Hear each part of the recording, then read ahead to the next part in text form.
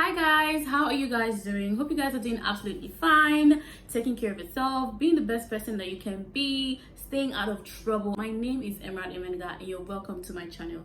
This is GIST with EMY.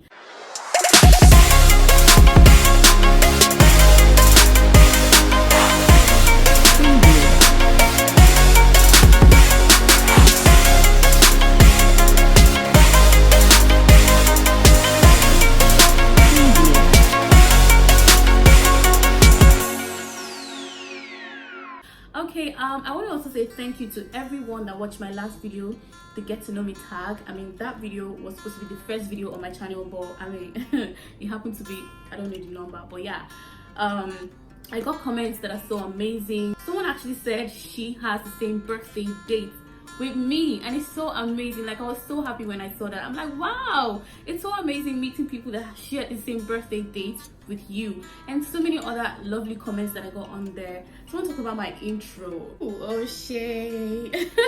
You guys, there were just so many comments there that was so lovely, and I really did enjoy reading all of them and replying. You guys are so amazing. Thank you all so much for coming through, watching, and I love the fact that you guys enjoy what I do all the time on here. So yes, one thing I'd love to ask you guys is that I would love you guys to tell me some things you would want me to talk about, any topic at all. I mean, anything you feel like you would want me to talk about, feel free to tell me, because I would definitely talk about it. So today's video, it's a bit sensitive. In as much as it is sensitive, it is one of the biggest problems that we're facing today in the world. Women are facing this problem today in the world, and as a woman, I feel like I have the right to say something about it.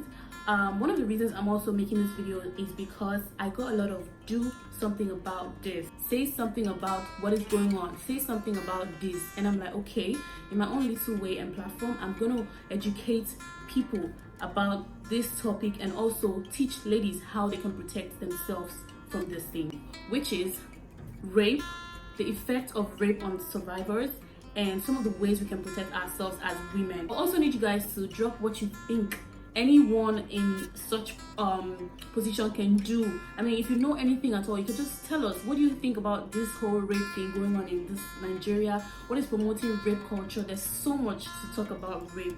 A lot of people run from talking about it, but today we're doing this. Now I'll start off by explaining what rape is. Rape is a sexual kind of harassment that has to do with penetration without someone's consent. Let me read it from the dictionary so that you guys would understand, because that's my own explanation. But Oxford says rape is a sexual penetration carried out without a person's consent. Yes, so whenever, I repeat, whenever you are not given the consent to go ahead with whatever penetration you're trying to do, it is rape if you go ahead with it.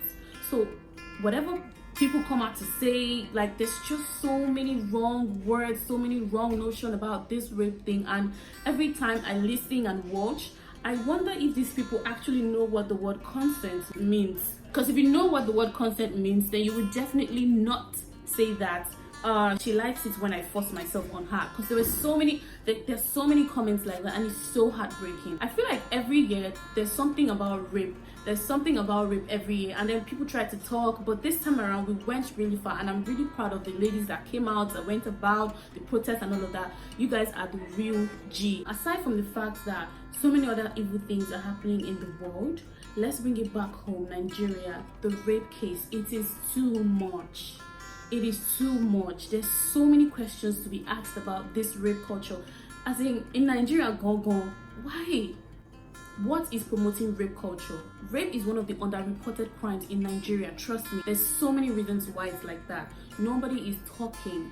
I'm really happy the way we took it this time around. Everyone that went out to make sure that something is done about the rape culture in Nigeria, thank you all so much for going out. I'm going to start by listing out some of the things I know that promote rape culture in Nigeria. Now, the first thing that encourages rape culture in Nigeria is some of these victims, when they speak out and seek for help, they never get this help.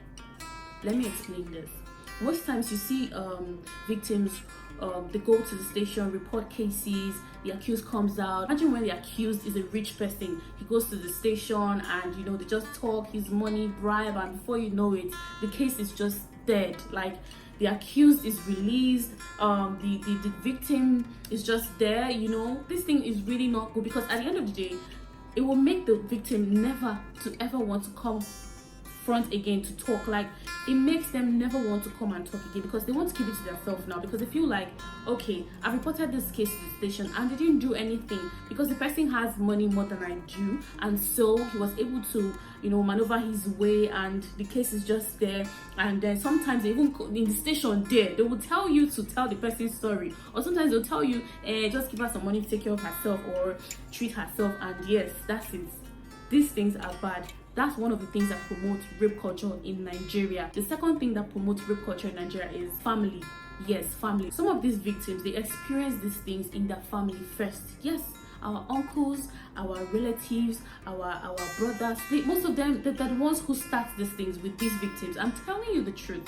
Like now, there were cases where the father was the one violating his child. She was very little. He was violating her. I've even seen where an uncle tries to violate his brother's child. Like, there's just so many. I've seen cases where somebody was raped.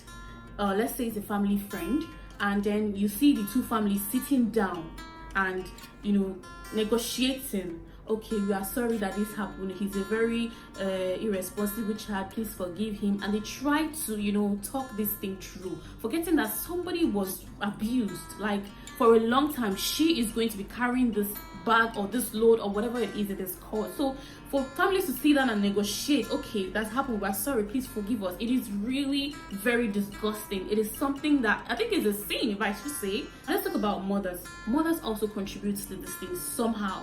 We have their mothers who their children try to talk to them and say, mommy, this happened, they just shut up. How can you say that about him? Go and get me. So they just, you know, take the topic off, like take the talk like, oh, she's trying to say something that is not really important. You shouldn't be saying that about your uncle, you know. Or you see, it happens. Parents, some mothers are just not open enough with their children. They don't want to pay attention. Your child is trying to tell you that this person touched me in some certain ways, and you're like, no, don't. I've seen it happen. Like the mother took the girl inside and was even scolding her that, why would you say that in public? Even if you wanted to say it, why would she say it in public? That's where she feels like saying it. Let her say it. She's even talking. There's some who cannot talk. So families are one of the things that promote rape culture in Nigeria. The third one is victims shaming on social media. Like social media, on social media, people victim shame, like they just make these victims feel very less of themselves. They insult them. You hear questions like, why were you there at that time? Why didn't you shout when it was happening? Why didn't you report things? Like, you just hear very stupid questions, and you forget that people react differently. Because Mrs. A was able to scream at that time doesn't mean that Mrs. B would scream at that time. It could happen to anybody. It could happen to you. And the fact that people say things without knowing that you can never tell how to react until it happens to you. So when you see someone suffering from it, all you can do is pass positive energy. Just be kind to that person, because you don't know. You don't, as much as we try to act like we know, you don't know. Guess what? Some of these people doing these things are our uncles, our relatives, our brothers, our cousins. So what are you saying? Why did you not report? Why? Sometimes the victim is scared. This is my uncle, I don't know what people would say. And it's okay for them to feel that way, because at that point they're not okay, they're not their self. So coming out and saying all those questions, asking questions like that, I feel like it's just very stupid of whoever that is doing that. Victim shaming on social media is another thing that promotes rape culture in Nigeria, because most times after these victims come out saying things on social media, people just say rubbish to them, they run back into their shell. Tomorrow you see someone that is thinking of going to rape someone, the person is like, after if you come out on social media, nobody will believe you. They'll say, why were you there? Why did you wear this clothes? It's really stupid. We should encourage good things and not bully people or say things that are harsh to them because they came out to say something. If you don't know what to say, shut it. Yes. Number 4 is Nollywood. Yes, Nollywood promotes rape culture in Nigeria, and this is why I say this. Since I was a child up until now, I've not seen any Nollywood movie that this man rapes this girl and the victim calls the police and he was arrested and justice was brought for this victim. No, it's always like this. He rapes this girl, he gets on with his life, the victim goes somewhere to start off her life, and tomorrow maybe his wife is not able to give birth or his business is not going fine. He comes back and maybe goes to a church and they say, there's somebody you raped many years ago. You have to go and say sorry to the person. He will now go and meet the lady and apologize, and everything is back to normal, and he lives happily ever after. What happened to the victim? Like, really, Nollywood should use their platform to stop this thing. They should stop acting movies like that. Since I was a child, I've never ever seen where the victim, the rape victim, I've never seen where a rape victim was given justice. No, it's always one pastor will now come and pray and the person will say I'm sorry, and that is it. You are promoting rape culture. So it's really one of the things, I think that's like one of the heights of it, because when people watch Nigerian films, a lot of people watch Nigerian, in fact we all Nigerians will watch Nigerian movies, and then you tell us that, okay, I can rape this girl and after I rape her, in years time I can come and apologize and everything will be fine. That's what you're telling us. It is really wrong. So Nollywood is number 4 thing that promotes rape culture. Now let's talk about the effect on these survivors. Like, it's something very, it is really sad, trust me. Like, these survivors, they go through a lot, trust me. Number 1 effect is emotionally and psychologically, these people are not balanced for, like, they're not balanced, and it takes a long time. Now some of them don't even realize that what has happened to them is rape. They don't realize at that minute. It's after months or years they start realizing, oh, so that was actually rape. He fought. Some of them are not aware. They are not aware that they were raped at that time. So months goes by, days goes by, years, and they understand that I was actually raped.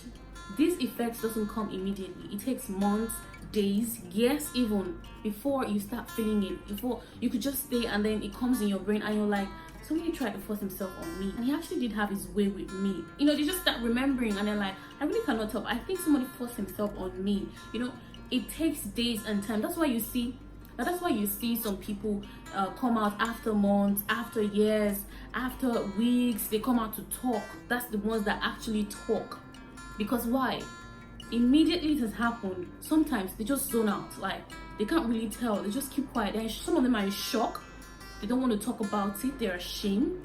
So when people come out to talk, don't attack them. Don't say things like, why are you talking now?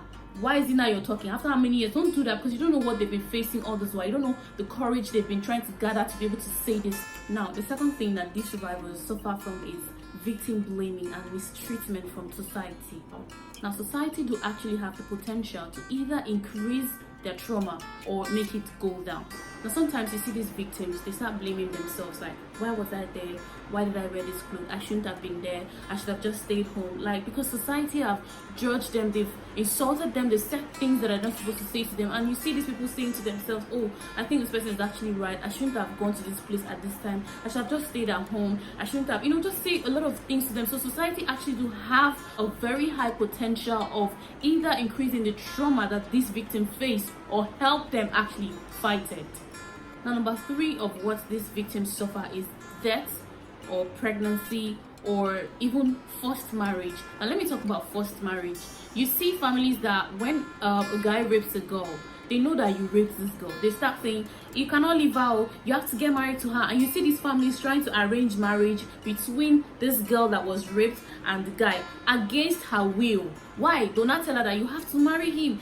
Yeah, he has raped you. If he's a virgin, they'll say, he has taken your virginity. And sometimes all these traditions we have some traditions that, like, you have to be a virgin before you get married, or in our family you cannot have a bastard child. Like, all these things, a lot happens. And so these are some of the things these victims suffer from. That we have a story of the girl who was raped and afterwards she was killed. A lot of them die from this thing. So it's really not good. And the 4th one is sexually transmitted diseases. Like, we can't even start counting. These guys don't take care of themselves. I don't know why somebody who takes care of himself would want to forcefully, like, how do you feel doing that? They don't take care of themselves. They might have diseases that are very deadly, and before you know, they sexually transmit these diseases, and having these victims suffer from the shock, suffer from this same disease, suffer from the shame. Like, it's just too much. It is just too much. Now let's move over to some of the ways we ladies can help ourselves, because now, knowing the kind of society that we live in, we can actually help ourselves. Number one is, I think we should have more awareness in secondary schools to help our little ones coming up to know that if somebody tries this, speak out, report to someone, tell somebody. If your mother is not giving you listening ear, tell your teacher at school, or you tell your sister. Just tell somebody, let somebody be aware that, okay, this person is talking to me like this, person has touched me like this, person has said I should touch him like this. You know, that's how it starts. Also, awareness should be done in secondary schools, in universities, and when this awareness are being done, I think we should also try and let people know the penalty, because I personally did not know that there was actually a penalty for rape in Nigeria. I had to go and read it up. Yes, I did not know, because most times when I hear in school that then in school so many girls were raped and these accused were let to go free like that. So I feel like awareness should be done in universities as well, so these guys will know that if I do this, this is what is going to happen to me. The second one is mothers, sisters. You can help as well. Pay attention to your siblings. Mothers, pay attention to your children. Guardians, you take somebody's child and say you want to help this child. You're not sending the child to school. Oh yeah, pay attention now, so that if this child is saying something, listen to what the child is saying. Sisters, you can help your younger ones. Watch them, look at them. So build a relationship with them. If they can't talk to your mother, they can talk to you and tell you, sister, this happened, sister, that happened, and you can help. So that's some of the ways we can help reduce these things in the society. So yeah, that will be it on this topic today. You guys, I really want you all to tell me what you think. How do you think also we can help stop rape culture in Nigeria? And what do you think also that these victims, how do you think they can help themselves? Thank you so much for watching. If you like this video, give it a thumbs up. Tell me what you think. I really want to know what you guys think about this whole thing happening in Nigeria. See you guys next week. Love you guys. Bye.